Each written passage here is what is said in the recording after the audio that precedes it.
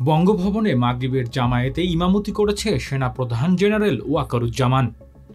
এ ঘটনার একটি ছবি ইতিমধ্যে সামাজিক যোগাযোগ মাধ্যমে বেশ প্রশংসিত হচ্ছে।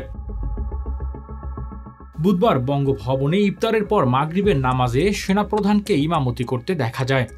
একটি ছবিতে দেখা যায় রাষ্ট্রপতি মোহাম্মদ শাহাবুদ্দিন ইমামের পেছনে চেয়ারে বসে নামাজ আদায় করছেন। মহান স্বাধীনতা দিবস উপলক্ষে বুধবার এক সংবর্ধনা ও ইফতার মাহফিলের আয়োজন করেছিলেন রাষ্ট্রপতি মোহাম্মদ শাহাবুদ্দিন।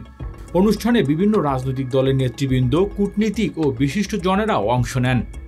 সংবর্ধনা অনুষ্ঠানে সেনাপ্রধান জেনারেল ওয়াকারুজ্জামান অংশ নেন। এদিকে ইফতারের পর অতিথিরা অনুষ্ঠানের স্থলে অস্থায়ী শেডে মাগরিবের নামাজ আদায় করেন। নামাজে ইমামতি করেন সেনাবাহিনী প্রধান।